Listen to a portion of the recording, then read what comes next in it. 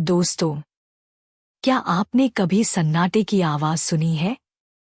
वो सन्नाटा जो किसी खाली मकान में नहीं, बल्कि एक भरे पूरे दिल के टूटने पर होता है। आज 31 दिसंबर की रात है। पूरी दुनिया नए साल का जश्न मना रही है। आसमान में आतिशबाजी हो रही है, लोग नाच रहे हैं, खुशियां मना रहे हैं। लेकिन इस शोरशराबे से दूर शहर के एक पुराने से मोहल्ले में एक घर ऐसा भी है जहां सिर्फ और सिर्फ खामोशी है।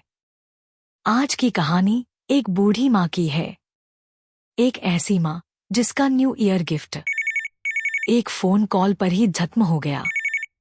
यह कहानी शायद आपको रुला दे, लेकिन इसे अंत तक जरूर सुनिएगा, क्योंकि आज रात यह कहानी बहुत से घरों की सच्चाई है। कहानी शुरू होती है आज शाम से। 70 साल की सावित्री देवी सुबह से ही बहुत खुश थीं। उनके पैरों में घुटनों का दर्द था, फिर भी वो आज थकी नहीं थी। उन्होंने अपने हाथों से घर की साफ सफाई की थी, बाजार जाकर ताजी लाल गाजरें लाई थी और अपने कांपते हाथों से घिस-घिस कर गाजर का हलवा बनाया था। जानते हैं क्यों? क्योंकि आज उनका बेटा राहुल शहर से वापस आने वाला था। राहुल ने कहा था, माँ, इस बार न्यू ईयर तेरे साथ मनाऊंगा। सावित्री देवी ने अपनी पुरानी संदूक से अपनी सबसे अच्छी साड़ी निकाली थी। वो बार बार शीशे में अपने सफेद बालों को ठीक करती और फिर दरवाजे की तरफ देखती। डाइनिंग टेबल पर 2 थालियां लगी थीं। पानी के गिलास भरे हुए थे और बीच में रखा था वो गर्मागर्म हलवा, जिसकी महक पूरे घर में फैली थी। घड़ी में रात के 10 बज गए। बाहर से पटाखों की तेज आवाजें आने लगी। सावित्री देवी की बूढ़ी आंखें अब दरवाजे पर ही जम गई थी। हर बार जब कोई गाड़ी गुजरती, उन्हें लगता राहुल आ गया। वो उठकर गेट तक जाती, अंधेरे में झांकती और फिर मायूस होकर वापस कुर्सी पर बैठ जाती। भूख लग रही थी, पेट में चूहे दौड़ रहे थे, लेकिन एक माँ अपने बेटे से पहले कैसे खा सकती थी?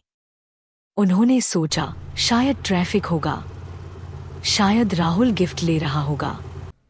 तभी घर के कोने में रखे लैंडलाइन फोन की घंटी बजी। ट्रिंग ट्रिंग। सावित्री देवी के चेहरे पर अचानक एक चमक आ गई। वो लड़खड़ाते कदमों से दौड़ी और फोन उठाया। उनकी आवाज में ढेर सारी उम्मीद थी। उन्होंने कहा, हेलो राहुल बेटा, तू कहाँ है? मैं कब से दरवाजे पर खड़ी हूँ। हलवा ठंडा हो रहा है बेटा। लेकिन उधर से जो आवाज आई, उसने उस बूढ़ी माँ की दुनिया हिला दी। पीछे बहुत शोर था, गाने बज रहे थे, दोस्तों की हंसी की आवाज आ रही थी। राहुल चिल्लाकर बोला, माँ, सुन रही हो? सॉरी यार, मैं आज नहीं आ पाऊंगा। ऑफिस के दोस्तों ने बहुत बड़ी पार्टी रखी है, बॉस भी आए हैं। मेरा यहाँ होना जरूरी है। तू इंतजार मत करना, खाना खाकर सो जाना। और हाँ, मैंने तेरे अकाउंट में 5,000 रुपए डाल दिए हैं। कुछ अच्छा मंगवा लेना। हैप्पी न्यू ईयर माँ। बाय। और फोन कट गया। सावित्री देवी के हाथ से रिसीवर छूटकर लटक गया। वो कुछ बोल भी नहीं पाई। वो बस खड़ी रहीं।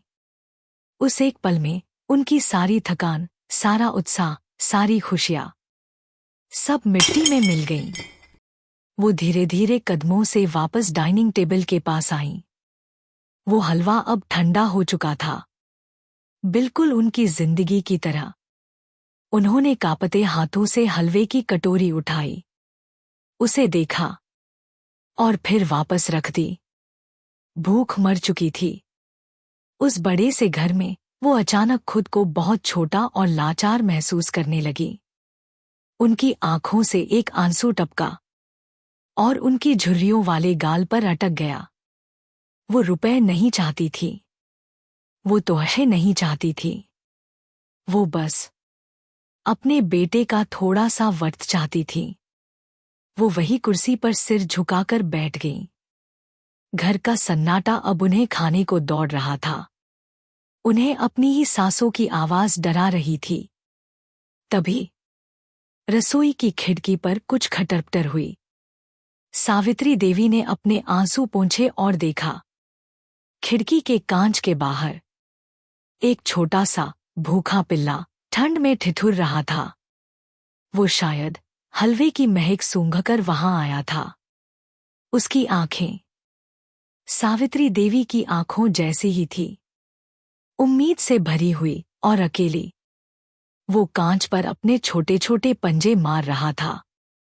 सावित्री देवी उठीं। उन्होंने खिड़की खोली। ठंडी हवा का एक झोंका अंदर आया। वो पिल्ला डरा नहीं, बस अपनी पूंछ हिलाने लगा और उनकी तरफ देखने लगा।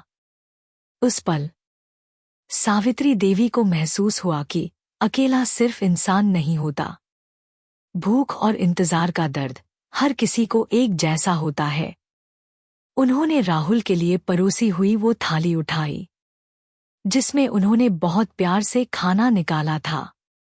वो बरामदे में गई और वो सारा खाना, वो गाजर का हलवा उस बेजुबान जानवर के सामने रख दिया।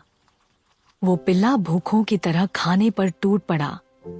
वो इतनी तेजी से खा रहा था जैसे उसे सदियों से खाना न मिला हो। खाते खाते वो बीच में रुका। उसने ऊपर देखा और अपनी पूंछ हिलाते हुए सावित्री देवी के पैर को चाटने लगा। सावित्री देवी की आंखों से फिर आंसू बहे, लेकिन इस बार ये आंसू गम के नहीं थे। उन्होंने झुककर उस पिल्ले के सिर पर अपना हाथ फेरा।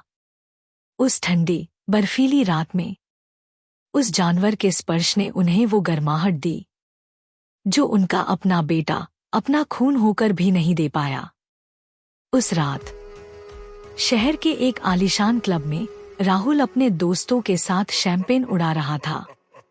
उसे याद भी नहीं था कि कोई उसका इंतजार कर रहा है। लेकिन यहाँ उस छोटे से घर में एक बूढ़ी माँ और एक बेजुबान जानवर एक दूसरे का सहारा बने हुए थे। उस रात सावित्री देवी भूखी सोईं, लेकिन उनका दिल भरा हुआ था।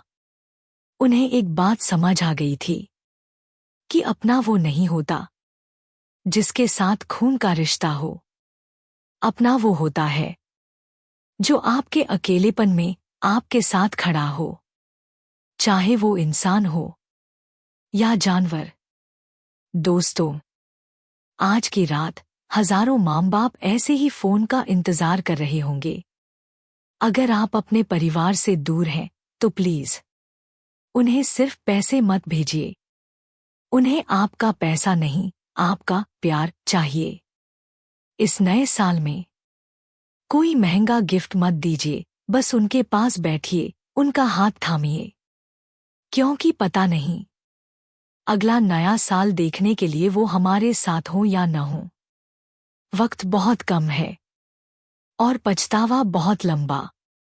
अगर इस कहानी ने आपके दिल को छुआ है तो इस वीडियो को अपने दोस्तों के साथ शेयर जरूर कीजिएगा और कमेंट में लिखिएगा, लव यू माँ। आप सभी को नए साल की ढेर सारी शुभकामनाएं।